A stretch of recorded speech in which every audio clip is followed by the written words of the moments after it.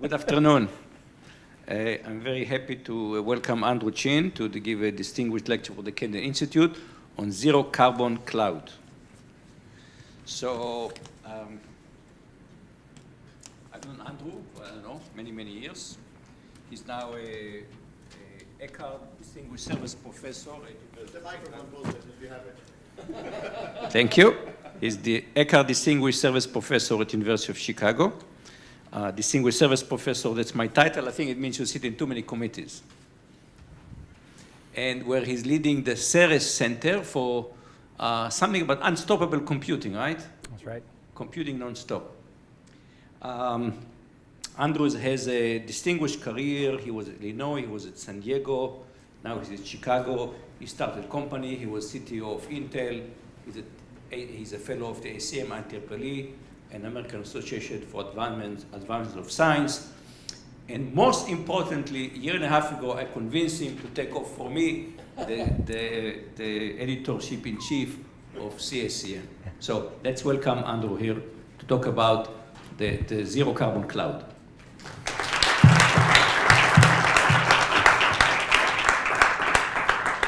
Thank you very much, Moshe. I guess this mic's live now, so we're good? Okay. So actually, one of the things I've learned from being editor-in-chief of CACM is my esteem for Moshe has grown every day since I took on the job. But I did want to mention a couple of things. The first is, if you're not a member of ACM and you're a student in the audience, you should join ACM. And you should read CACM because it's got this amazing collection of must-read articles for computing professionals nearly every month. I know you have a lot to read if you're a student, but read one article, right? And I did want to toot the horn for the one initiative that I've started since I became editor-in-chief.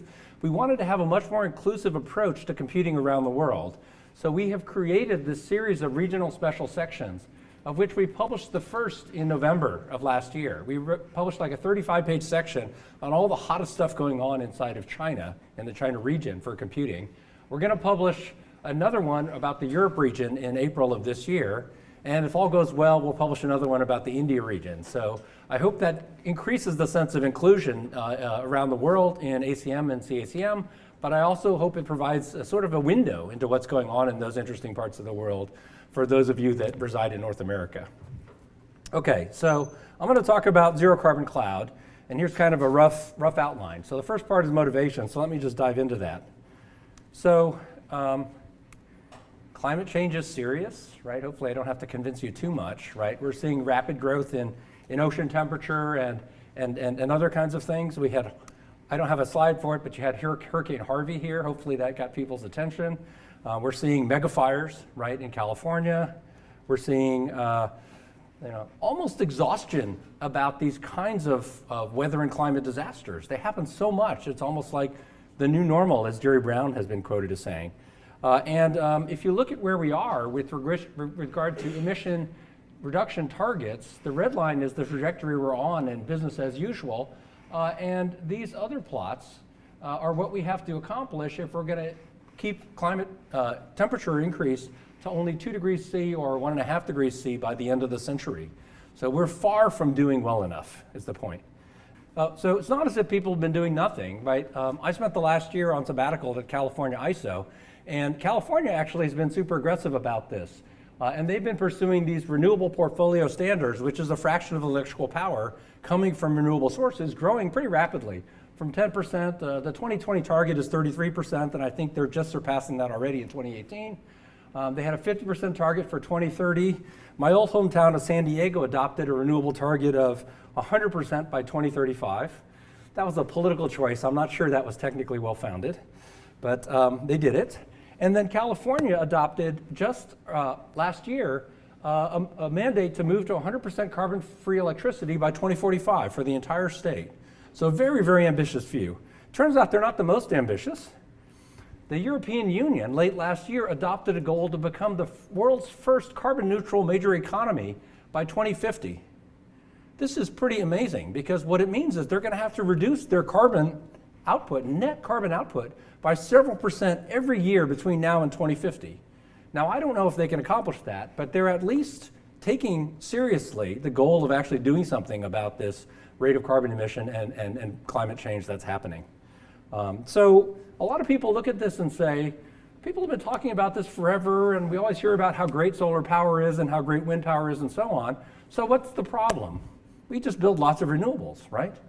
And people have been telling us, well, aren't solar and wind cheaper than fossil fuel sources already?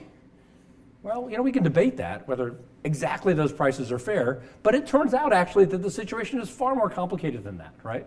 It's far more complicated than that. The world that we live in, if you look at what's going on with power grids, and this was all education for me. I was an unsuspecting computer scientist 4 years ago when I started digging into this. It turns out that around the world, renewables are hitting the wall for absorption into the power grid. What does that mean? If I build more renewables, almost none of it will go into the grid, right? And you can see that. This was a consensus study put together by a bunch of folks at the national labs. It's a meta-science study that's looking at this question of what is the effective increase in capacity I get for adding like wind generation to our power grid as the fraction of wind power penetration increases in the grid. It's pretty obvious. You get diminishing returns. Why is that? They tend to all be on at the same time. They tend to all be off at the same time, right? So the net benefit becomes very, very small. So places like Europe that have been ahead in adopting renewables have been seeing this much worse. China's having lots of problems. China is the largest wind producing nation in the world. You would never know it based on some of the articles you read, but they really are. And the US is beginning to see this at scale. So there's this growing phenomena called stranded power. And we've been studying this phenomena by looking at the power markets for the mid-continent ISO and the California ISO over the last 3-4 years. So what is stranded power? Stranded power is this strange phenomena. What happens is the way the power grid works and the way the power markets have been created since they were reconstituted about the last 10 to 20 years is that there's a bunch of generators and they advertise the ability to generate power to the power grid company.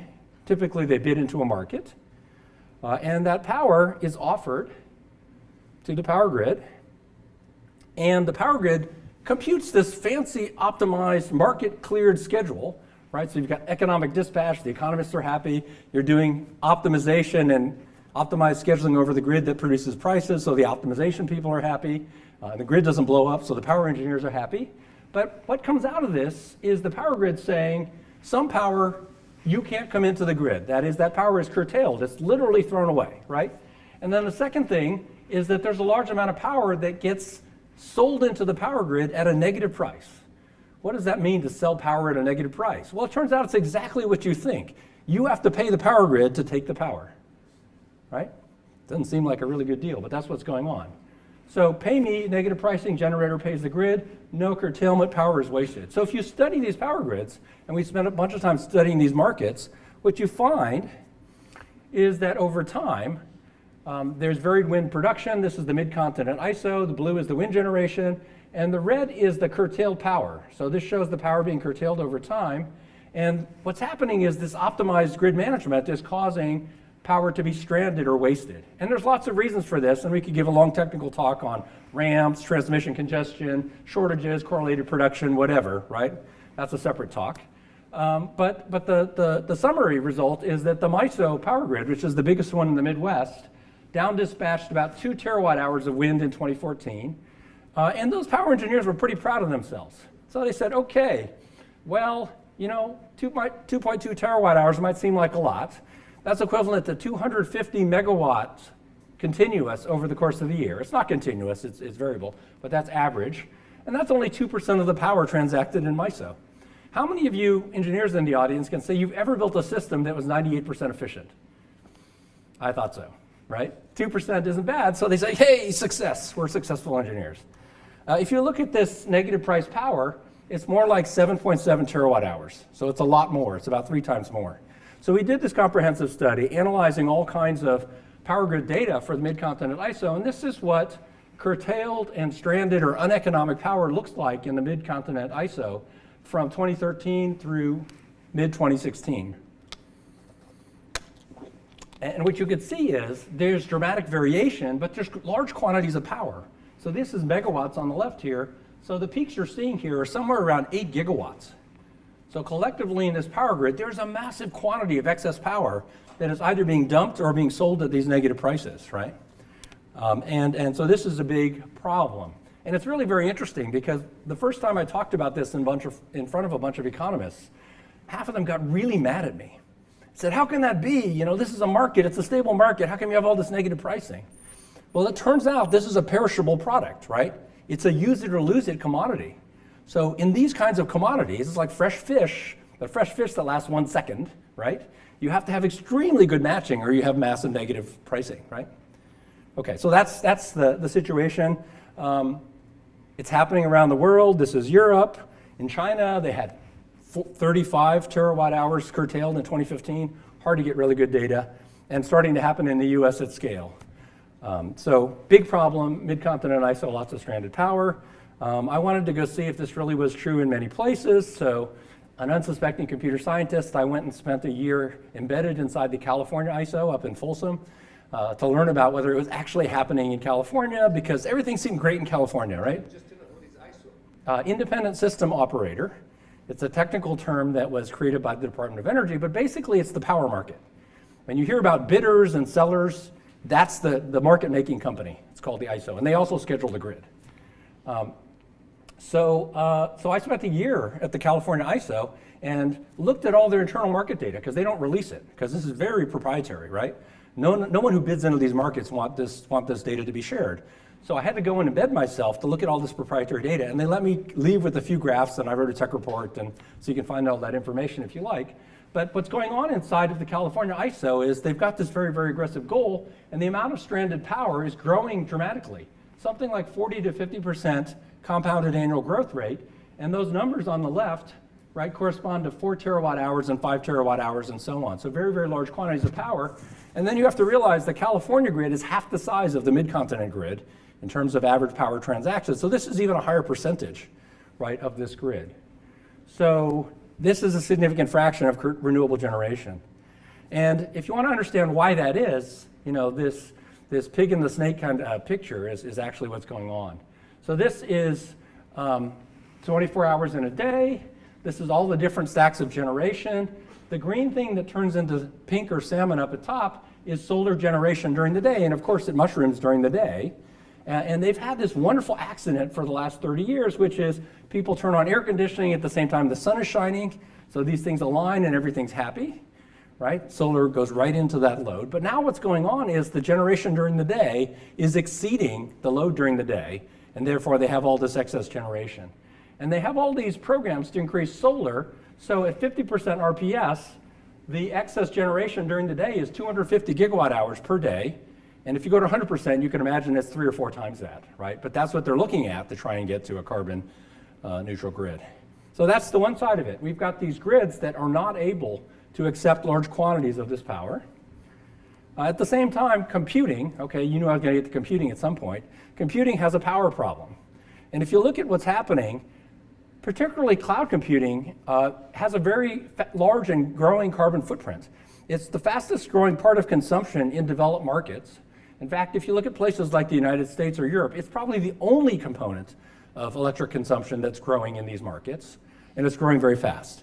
Second, if you go to these developing regions, like go to Chile, you know, go to some of these developing parts of Southeast Asia and so on, it's the fastest driver of increased infrastructure in power grids and so on. And literally companies like Google and Facebook go into these countries and they say, I want to put up 50 megawatts of data center over there. And in these countries they say, what? Our power grid doesn't have that kind of capacity. And they say, well, we have to have a 5-year development plan to put enough infrastructure actually so you can build your data centers. So they're working and they're driving actually the creation of these infrastructures. So computing is actually a big source, right, of power consumption. And you know, some of you may have been working or been hearing about how energy efficiency and computing has become so efficient at solving this problem. I think that's wrong, actually. And if you haven't ever heard of Jevons paradox, I suggest you Google it quickly and go read about it. But basically it says that even if you make things more efficient, it doesn't help because it only increases consumption. And Jevons was an economist in the UK, in Britain, I guess, in the 19th century who discovered this. And a logician. Okay, so even though these companies like Google, Facebook, Microsoft, and others have been driving PUE increases, or decreases, right, more efficient, they're actually not decreasing the amount of carbon footprint that they're having. So data center power use is growing rapidly. how rapidly is it growing? Here's a consensus report that was produced by Lawrence Berkeley Lab, and it turns out this was an underestimate. So this report was done in 2014, and they estimated, the orange band, right, is these hyperscale cloud providers. They estimated that maybe it would be 20 terawatt hours in 2017. Well, now we're in 2019, but Google admitted to 2017, 3 gigawatts, about 26 terawatt hours, and the entire US estimate for 2017 in this was only 20 terawatt hours. So by most people's estimate, the number for the US maybe is almost twice what it was, right, based on this estimate, but maybe somewhere between 1.5 times and 2 times. So growing much faster even than this rather scary looking number. And the recently published in Nature was a number for the entire data center, which was 200 terawatt hours in 2017, 8 times larger than the Google number. So the long story is that the hyperscale cloud providers are growing super fast. And some people think they're growing as fast as 50% per year, but nobody is actually willing to say exactly how fast they're growing, but very, very fast, right? So that's the juxtaposition of these two things. We have this big problem with the power grid, and we have this rapid growth of cloud computing. And all of us as computer scientists ought to feel a little bit guilty because computing is causing a large part of the electric power carbon problem in the world. So we've been trying to do something about this for the last few years. So we've been focused on this idea called ZeroCarbon Cloud. So what is the crazy idea of ZeroCarbon Cloud? Well, the idea is that the traditional way of building the cloud is you have renewable generation and traditional generation. You have a power grid, and then you have an interface, an abstraction to a computer scientist of reliable power, right? And that implementation, the power grid, delivers this abstraction of reliable power, even though lots of the generators are not reliable, right? And the idea behind ZeroCarbon Cloud is to actually locate a bunch of these data centers on the unreliable side of the power grid, right? And modulate their availability based on the availability of these renewables, right? As a way of producing green cloud computing. So the idea here is to distribute these things throughout the power grid, complement, not replace, all of the traditional computing resources, and to soak up both the growing demand for computing and the growing supply of renewable energy, and thereby stabilize the grid and allow it to achieve much higher absorption. That's the idea. And the open question is how much of this computing, cloud computing, can be supported by this idea of ZeroCarbon Cloud? Okay, you guys with me? Okay, feel free to ask a question at any point. I come from this MIT-style interactive culture, so if you all sit there quietly for the whole hour and just listen, I'll think you either didn't understand anything or you just don't care, right? So feel free to ask me a question. And this is something I hope you care about, right? Okay. So one thing you didn't say anything until now, the question is storage. Storage, energy storage. Yeah, I used to have a graph about that. When I was at Cal ISO, we looked at projections of energy storage costs based on batteries for 2030, so 12 years from now. And they estimated that if they solved their problem with energy storage, it would double the price of electricity in California. So the problem is that the per unit cost of the batteries is extremely high, and they wear out with a regularity, right? They lose capacity. So it's quite a difficult situation to make them economic.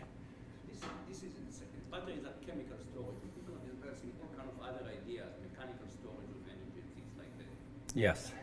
Any problems there? Let's see. There was nothing else on their technology list.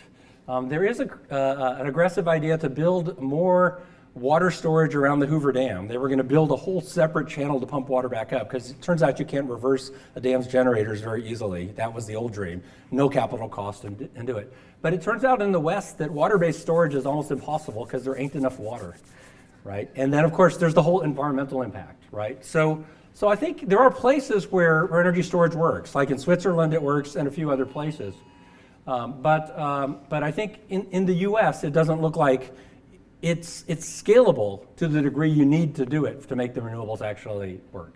Now, CAISO has a couple of storage programs, pilot programs, and the storage is being used to improve other properties of the grid, but this kind of bulk storage, I think, it's not yet clear technologically if that's possible, right? No one has demonstrated anything that's that promising. Okay. So there is a larger general effort that I'm involved with that involves both some grid optimization people and some power markets people that are looking at this general question of how you would couple together, in this case, a power grid with optimization, and then these hyperscale NOC-controlled kinds of grids, like Facebook has a grid and Google has a grid and so on. And you can imagine that there's some kind of magic abstraction or interface between these things where you could somehow share information and co-optimize. But it turns out that these organizations have very, very different goals. And the cloud guys in particular are very suspicious of each other. So it's not at all clear how to make this work in a way that doesn't leak proprietary information, doesn't give one party advantage over the other, and so on. But it's a great topic for research. So we're actually doing research on that, and I'll come back to that a little bit at the end. Okay, so I proposed this idea. So how would you prove actually that there's some benefit to doing this for the grid, that you could actually increase renewable absorption? So we did a study that looked at the California ISO and the so-called Western Coordinating Region. Here's a bunch of statistics about this Western Coordinating Region, but in simple terms, it's really big. It covers most of the Western United States. It's got a lot of transmission and generation and so on. And we studied, using Monte Carlo style statistical simulation, 8 different types of days. So it turns out there's days for different types of different seasons, fall, winter, spring, and summer. And then because load changes so much between weekdays and weekends, right? You actually take 4 by 2, and that produces 8 different day types. Then we used 1,000 different statistical samples for each of those 8 day types, because, of course, the renewable generation is a highly variable statistical kind of phenomena. And to give you some sense of it, these are wind generation traces for one of these. This was a summer day, and this was the wind power generation at 15% renewable portfolio integration. If somebody showed you the blue line, which is the average, you'd say, okay, I can optimize for that. But the reality is this forest of gray lines, right? And that's what the power grid has to deal with to make sure when you flip on your TV set, it comes on, right? So this is the kind of variation that you're dealing with. In this case, there's wide variation across scenarios, and because this is California, what you're seeing is the morning coastal behavior followed by a tail off towards the end of the day. But it would be different for different regions. So we looked at this system, and we asked the question, okay, what happens if you increase renewables?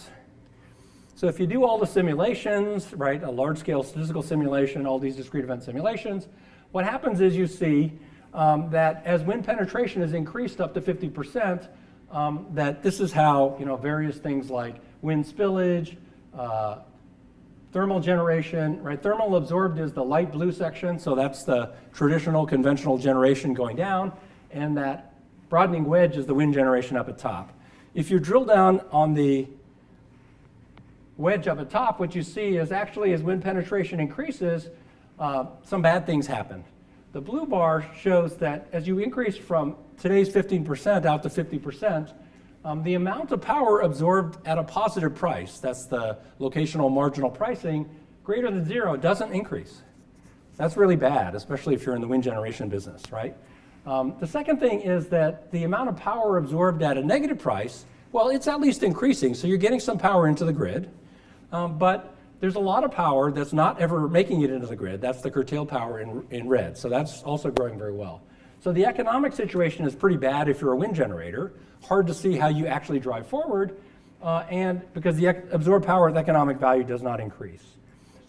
Sure. This problem of this market today, because of the perishable nature of energy, Yeah. would also happen with oil and gas and nuclear, the other form of generation. So don't they have the same problem that they have? No, actually, what's happening is those guys, well, nuclear's a problem because nuclear is, it's not easy to change the generation rate. But for the gas and the oil and natural gas is a big generator these days, those things are being modulated by the power grid. So they have a much greater ability to be shut down or to actually match the demand.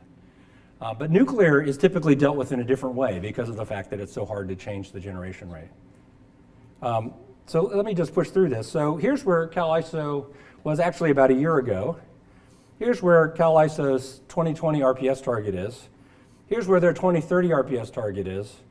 And here's what they just announced for 2045, which is carbon-free electricity. So So if you just do business as usual, this is the argument that absorption is a real problem, and you won't be able to, even if you build all these renewables, get them into the grid. Now, we're interested in data centers, and data centers used as a dispatchable load that is turned on and off when there's excess renewable energy. Can you actually improve this situation?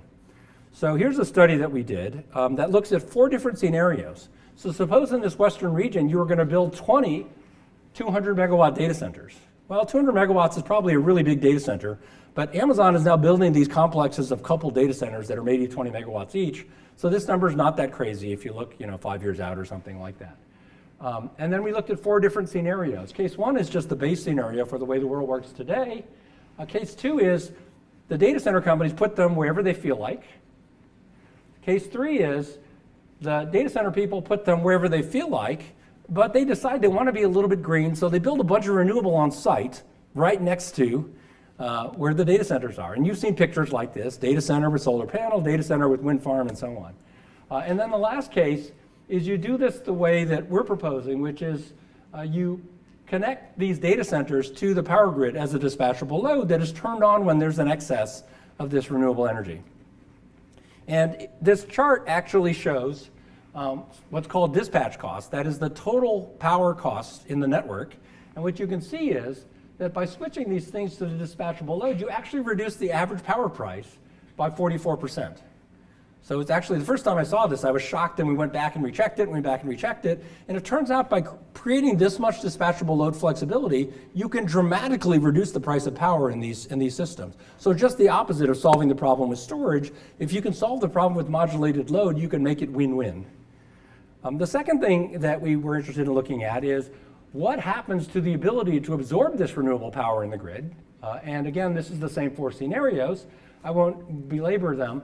But I will point out that the best one is ZeroCarbon Cloud, and that's the blue line going up to the top, and it achieves over 50% achieved renewable power absorption. The base is the red line, but interestingly, the well-meaning but ill-formed idea of putting wind generation on site with the data center produces the worst outcome, and it produces an even worse outcome than doing nothing. Right? So the point here is that it matters how you put these things together, and you can't just naively do stuff because you'll produce effects that are counterproductive to what your goals were. And I'm just going to give one sentence for the intuition for why that's true, and then I'll revisit that in questions afterward of people asking. So it turns out if you put a data center and a wind farm at the end of one of these spurs, you create a countervarying load. That is, when renewables are available, the load goes down. And when renewables are not available, the load goes up. So that's the worst possible thing you can add to a power grid, and therefore it damages the performance. Okay. So now how well does this work? Because if I'm a data center operator, I didn't tell you yet how often the data center's on, right? And all these good things for the power grid.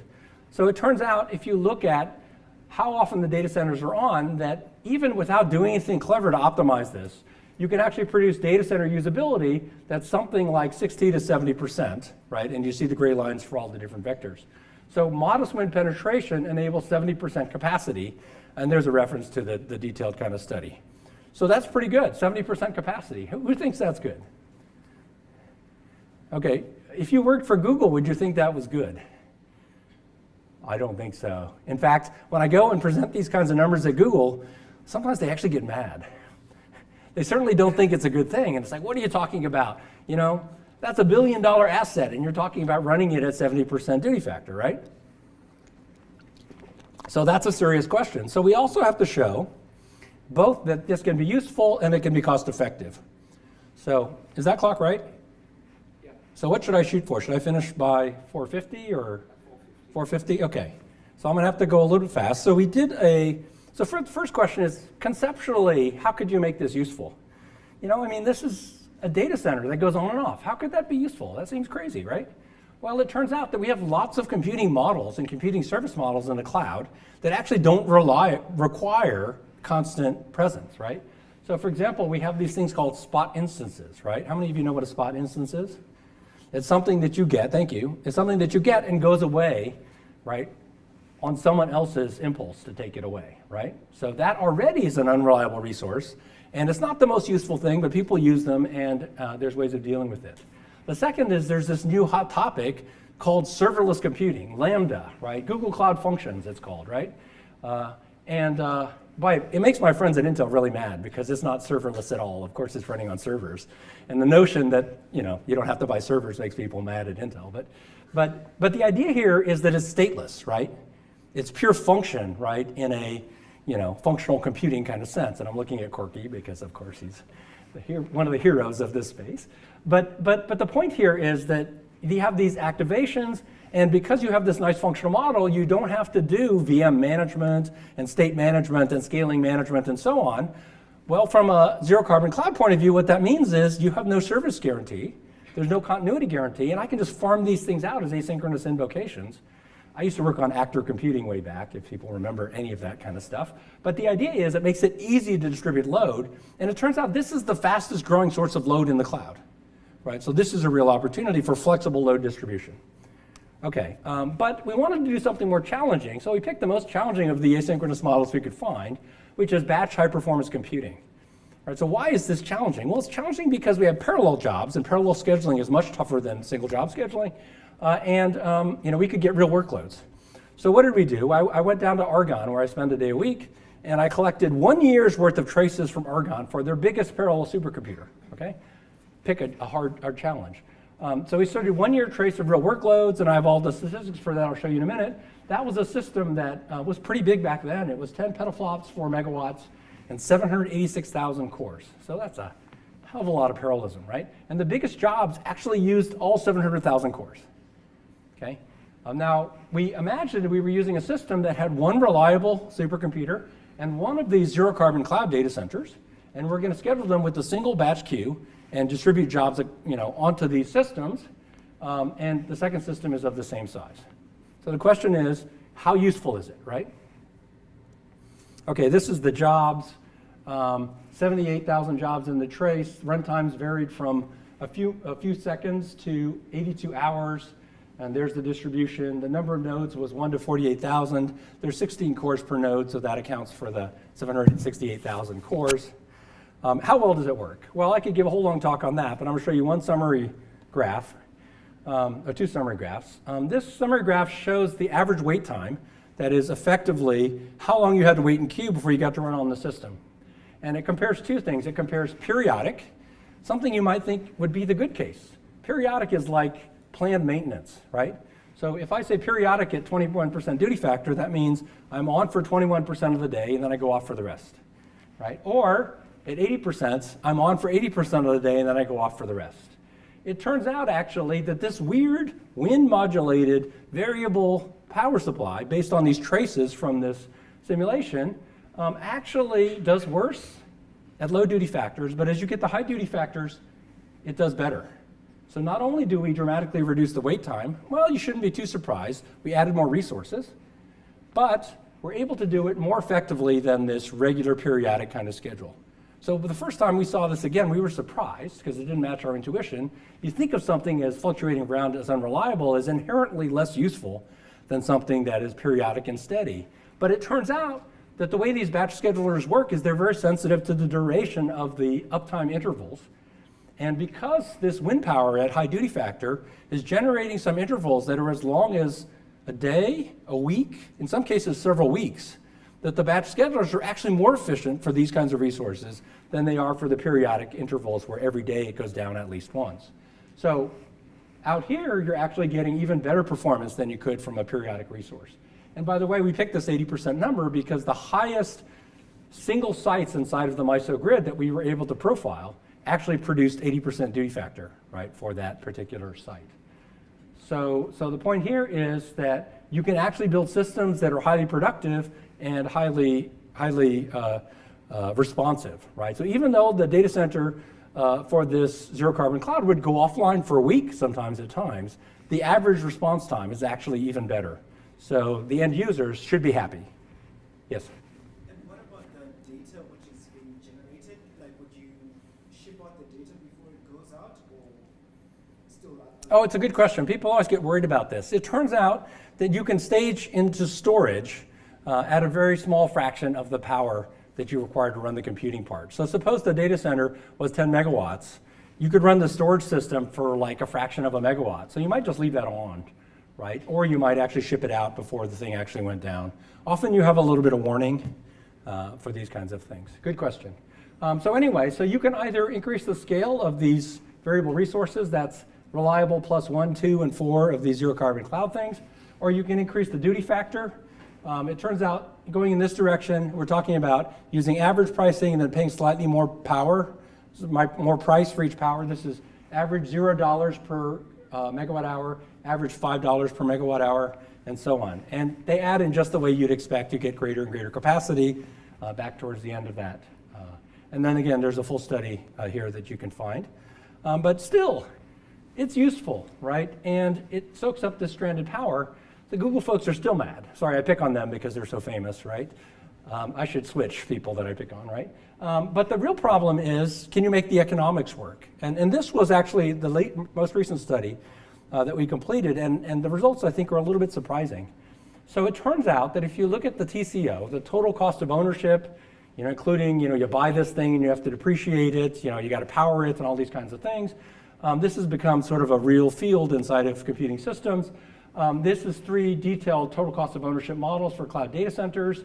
The Burrell model is an academic model. The Hamilton models are from James Hamilton, a very famous cloud computing person who was at Amazon, then at Microsoft, then went back to Amazon again because he was so frustrated with the way Microsoft was spending money. There's 2 versions of the model for Hamilton. One is the Hamilton 3 model, where you throw away all of the computing hardware every 3 years. Very aggressive upgrades. And then this is the Hamilton 5 model, where you keep the hardware for 5 years, though you may add other new hardware.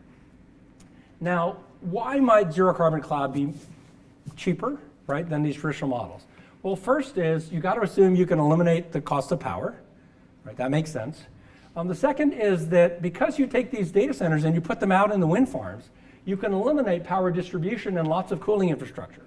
For example, right, if you have a data center here at Rice, and I think you guys do, you might worry about how you vent that heat to the outside. You might have to have a big, chilled water pumping system and so on, and all that kind of stuff. And basically, you drop these containers down on concrete pads in the field, and you vent the heat right out to the environment ambiently. It's in the middle of, a field in Iowa or something like that. Some people aren't too worried about you venting heat out there. And then it turns out you can re-engineer for capital cost efficiency. So over the last 5 years, there's a huge effort to engineer these systems for what's called PUE. If you don't know what that means, don't worry about it. But basically, it's to make them waste less power. But do we care about wasting power? No, it's free, right? So if you de-engineer these systems, you can dramatically reduce the capital cost and therefore reduce the TCO cost of all of that infrastructure. And that's why that pink bar is getting small, right? So I'll refer you to the paper if you want a detailed analysis, but this actually was very surprising to many people. And I'll talk about how that's been confirmed in some real commercial work at the end. Okay, so if you factor in that usability, right, from the throughput that you get from that batch computing workload, and you combine it with this TCO model, you can actually convince yourself that zero-carbon cloud can be cost-effective in a bunch of these different configurations. So there's 3 different TCO models, and then there's a configuration which is just the reliable data center plus one of these zero-carbon cloud things. And of course, if zero-carbon cloud benefits you, then adding more of them benefits you more. And here we were adding at 4 different sites in the MISO grid, and you can see what the benefit is, right, as you increase the scale. So there's sufficient supercomputing throughput to be cost effective, and it turns out there's an increasing advantage with the rising power intensity of computing. If you've been paying attention in data centers, the amount of power per rack has been going up and up and up and up, right, dramatically. And that means that actually, these advantages get even larger. Now, we're in Texas, which is maybe the home of cheap power, right? Because you've got natural gas, and you've got wind, and you've got all of these things. And most of the world isn't that lucky. So in the US, on the average, the retail price of power is something like, wholesale price of power might range around $60 a megawatt hour. Retail might be $120 a megawatt hour. In Japan, it's like twice that. In Germany, it's like 3 times that, right? So depending on where you are, you get different relative benefits, but it is already the case that with these kinds of duty factors, that this can be cost effective even today, right? The way I translate that for my Department of Energy colleagues, who are actually today over at the Galleria talking about how to build exascale computers, right, is that I try to convince them that, in fact, if you use this model, you could take the same amount of TCO dollars and you could build a much bigger supercomputer, because that's what they want. They want the biggest computer they can get. And so it turns out if you do this extrapolation based on what looks like a realistic view of increasing power intensity, that you can build a computer that's already significantly bigger in 2022, but by 2027, you can build a computer that in peak petaflops per $1 million of TCO per year, right, the real peak performance versus cost of ownership, it's 80% larger by 2027, right? So you're building a way bigger computer, and they're idling it like 20% of the time. But when you run those hero jobs, right, those larger simulations than anyone else can, you have a much bigger computer, right? So there's a possibility to do that. Now, a lot of people in the cloud care more about throughput than they care about peak performance. So if you look at throughput per $1 million, it's not quite as good a story because you really get punished by the fact that the computer's not on. But it's still, by 2027, you can still get about a 45% advantage, and that's nothing to sneeze at. Okay. So, I'm doing good, okay. Any questions before I go on? Yeah? How does this get around Jevons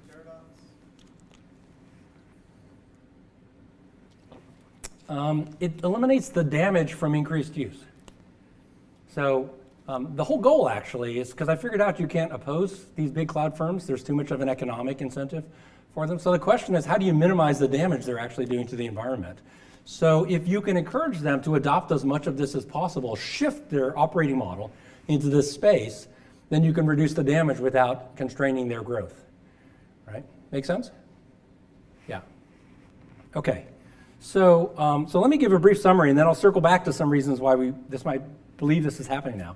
So climate change is a serious problem, but adding renewables to the grid alone won't solve that problem. Cloud computing has a serious carbon problem that must be solved if growth is going to be allowed to continue. For example, the EU has this aggressive goal of making themselves a carbon neutral economy. How are they going to get there if cloud computing grows 2x, 4x, or something like that over the next 20 years, right?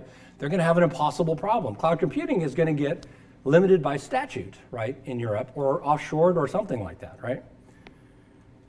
ZeroCarbon Cloud couples data centers to the grid as a dispatchable load, allowing them to be used to increase renewable absorption. And I've shown you that you can achieve computing that's highly useful, but we need to, of course, expand the model from batch computing alone. I've shown you that you can achieve cost-effective computing, even though you're idling some of the resources, right? And you can achieve some higher burst capability systems by doing this. Now, there's a ton of references, but let me show you some signs that this isn't just a crazy idea, but it may be the beginning of something that's starting to happen. So here's what Google did for the last 5 years. And Google's been the leader in this space, so they're probably the good guys or good girls of this space. Facebook has been coming along second, and Apple, and then Amazon has been kicking and screaming, coming along, trying to do this. But then, of course, nowadays you have to look at Alibaba, and you have to look at Tencent, and you have to look at the big cloud companies in China as well that are also getting quite large. So what Google was doing is they were buying what we would call carbon offsets. So they would buy a system, say 40 megawatts, and they would say, I run that thing 24 hours a day, 365 days a year. This is what wind power looks like, right, over the year. And they would buy this long-term commitment at $30 a megawatt hour. And everyone thought, oh, you're so wonderful, you're Google, you're offsetting your carbon. It turns out this is a good financial deal for Google because this is insurance against power price fluctuations and cost. So they really weren't doing us any favors. It's not a bad thing that they're doing. They're financing wind farms, but they're really not sacrificing themselves at all, right, to do this. Now, of course, the reality is this is what a wind farm does. Generate, nothing. Generate small, nothing, and so on, right? That's how a wind farm actually operates. So these two things are not the same, right? But carbon neutral, according to Google's definition, those are the same, right? So you guys are scientists, so you never believed they were the same, right? So Google, after years and years of resisting this, in October, just about 2 months ago, published a white paper called Moving Towards Carbon-Free Energy at Google Data Center, Progress and Insights. And they basically admitted that their old offsetting model was wrong. I think they said it was inaccurate, but they were wrong, right? Because the wind farm often doesn't generate power, but the data center is still on, right? And of course, the power they're consuming involves fossil fuels. So they introduced a new model, and the model does just what you'd expect. If in a given hour, the wind farm generated more power than Google consumed, they claim they're 100% green. If it's not greater, but it's still generating, then they assume they're proportionally green. And then, of course, if the wind farm's off, they're all brown. So they generate these plots that actually look like this. So here's 365 days across the bottom, and then each band is a 24-hour day from morning to evening. And the color is chosen to be whether it's all fossil-based fuels or carbon-free electricity, right? So by color. And you can see this data center's in Taiwan. It turns out in Taiwan there's not a lot of renewables. Google's been running this data center in Taiwan, and it's not that good. It's 16% overall. And this is in a world in which Google has been claiming they've been carbon neutral, but the answer is not really, right? Not really. On average, they were. Now, other places are better. This is Iowa. This is a data center in Iowa. And you can see this is a happier story, 74% overall. Maybe you would have expected higher. But you can see that there's regions at times of the year where there's significant lacks of renewable power being generated by these wind farms. So this is a realistic picture. So you look at this and you say, well, wait a minute. How far is this from ZeroCarbon Cloud? Well, not very far. Right? So there's an old saying in computer science and systems that metrics drive everything, right? And this metric means that you have to end up at ZeroCarbon Cloud. Doesn't matter whether it's a whole data center, doesn't matter whether you virtualize a thing and slice it and stack it. This will force you to modulate your load to match what's available in the renewables. It's not exactly all excess renewables, but soon will be there, right? So I think that this is pretty exciting, right? I view this as the first crack in the wall, and we're going to see Google to move to co-optimizing in a fashion that similar to what we've been advocating for ZeroCarbon Cloud in the immediate future. Let's see. Those of you who are computer scientists in the audience, some of you may be scratching your head and say, what does this all have to do with computer science other than sort of our moral tie? Well, it turns out there's a lot of interesting computer science problems. So first, you might be interested in markets and optimization. So a bunch of my colleagues are interested in stochastic formulations of bidding. How do you bid a power availability or a price with uncertainty? They're also interested in, if I have bids like that, how do I actually make a market? So how do you do market clearing? And how do you do grid optimization with an uncertainty, right? So that's an interesting challenge and not done in power grids as far as we know today. In my neck of the woods, we care a lot about data center resource scheduling and resource management. So what flexibility is actually possible in a cloud workload? If I'm Facebook, how could I reschedule my workload to be more green, but still service your need when you want to look at your feed with the same latency guarantee, right? So there's interesting scheduling problems there. What's the best way to share information across that flexibility? How much is Google going to share? How much is Facebook going to share? How do you avoid leaking proprietary information about load factor and the other kinds of things that business people care about? How do we schedule, given the opposite of the stochastic markets, stochastic capacities? Suppose the schedule is stochastic. I don't know exactly how much capacity I'm going to have in the data center, but you're willing to give me a statistical guarantee, or maybe you'll give me that capacity either at 8 o'clock or 9 o'clock or 10 o'clock, and you'll tell me later, right? How do we actually do scheduling for that? That's an interesting set of challenges. And then, after all, these cloud data centers are distributed systems, and nobody wants them to lose our data, right? So how do you think about reliable and data and computing protocols for very funny resources? These resources are unreliable, right? If you look at their uptime, it's like 80%, 90%. That's like the worst machine you could ever buy, right? 80 to 90% uptime. But they may be predictable, right? Because you got load, you got wind, you got weather. Maybe you can predict when they're up. So can you optimize distributed protocols for that kind of stuff? Can you reshape applications to tolerate this kind of intermittence and so on? So I'll say two more things and then open it up for questions. The first is, by no means have I done all this work by myself, so I should acknowledge sort of the many people who have contributed to this. They include a number of really great students at UChicago, Fan Yang, Sam, Zhang, and Hai Nguyen. A faculty member I collaborate with at Chicago, John Burge, who's in the business school, Folks at Argonne, Quebec Kim is a postdoc, now a scientist there, and Victor Zavala, who was at Argonne and is now at Wisconsin. Rich Wolski, well-known cloud computing researcher, some of you may know, at UC Santa Barbara. Mark Rothleiter and Shucheng Liu at the California ISO. And I want to recognize the contributions of Athena Chien, who as a high school student actually helped us analyze some of this data a while ago, way before when it was a crazy idea, just in the back of my head. And she's now an undergraduate here at Rice. So one last thing. The thing that convinced me that this isn't just a research project anymore, as it's starting to happen, is that there's a company actually called Lancium that has decided to build zero-carbon cloud resources. And they're signing large-scale wind contracts with global providers of wind generation, which means the wind providers have decided they have to find a way to create markets for these excess wind resources that they're building out all over the world.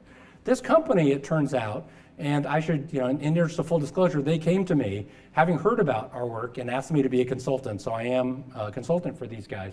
It turns out they're in Houston. They're actually on the north side of town here, and I'm hoping to see some of them later this week. So Houston is the forefront of this radical view of zero-carbon cloud.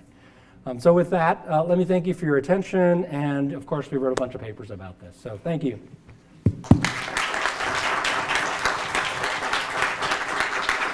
We have time for some questions. While Moshe is asking his first, Well, make sure he had a bunch already. The rest of the people. All right, you guys think of your questions while I answer Moshe's question. I have two questions. One is, you have the data centers all over the country. Yeah. And most jobs today are very small jobs. I mean, there are some cases you have, in the supercomputing world, they have this big job, but the data center, most of they do is just lots of small jobs. At least for data center of Google and Amazon, not the one they rent out, but the one they run for themselves. These are usually small jobs. Can you ship the jobs around where the power is? So actually, and it's an interesting question, what do their workloads look like? And when we started this work about 3 years ago, we would go to the cloud operators and we said, how much of your load is deferrable? Right? That is, doesn't have to be responded right away. And you go to a place like Facebook and they say, oh, we have a lot of user responsive load. That is, update your timeline and show you the response right away. But it turns out that not everyone is like that. And Microsoft published a study where they said 2/3 of their data center load was deferrable. And that means batch or other kinds of things. And I think you all know there's a little excitement about machine learning. And so lots of these data analytics kinds of workloads are actually absolutely decoupled from users. And they're big jobs, they're parallel, they're consuming lots of data, and they're deferrable. Now, let me answer the question sort of directly. It's a good question to ask, how much can be moved around? And the two big constraints for moving around is one, am I moving it so far away that it damages your response time? Like, you want your page and your data to update right away. You don't want it to be 10-second delay, right? You guys get unhappy if that's the case. That's the first problem. The back end side of that problem is, do I have a copy of the data so I can move the computation? So now these computations are all running against a huge, huge backdrop of data. Now the thing that saves us is the data is geo-replicated for reliability purposes. So there's no such thing as your data is in one data center and it's not in another data center. It is absolutely in a data center. But the interesting question is what happens when you go to sort of all active replicas with simultaneous updating versus sort of this primary backup kind of scheme, which is a little bit simpler and widely used. But I think the answer is, because of this geo-replication, there's actually a fair amount of stuff that could be moved. But again, it's very, very hard to get good information from the cloud providers about this. My second question, since you have the mic. No. Let's give someone else a chance, Moshe. Thank you. We'll come back. Go ahead. Hi. Could you talk about the roles the different players should play to make this more likely to happen? The role of CAISO or ERCOT or grid operators, the role of Google, the role of wind farm developers, or perhaps something like Lancium that's an intermediary in between? Let's see. Innovation is a problem in the power business, right? There's a lot of regulation. There's a lot of constituencies, right? Like consumers, generators, transmission owners, and so on that all have stakes. There's a reason why most of the innovation is happening in either Texas or California. It's because the power grid operators in those two states are not subject to federal regulation because they're confined to the states. So one of the things that is happening is that a bunch of this innovation is happening sort of around the current regulatory infrastructure. So people have to be very clever, right, to do that. That's one thing that's going on. And what's happening is the wind generators are signing these contracts and they're striking out to go ahead and do this independent of any change to the regulatory framework. I think if the cloud operators would release data about workloads, that would be super great. If they would begin to experiment with these kinds of things and work with people like us, that would be super great.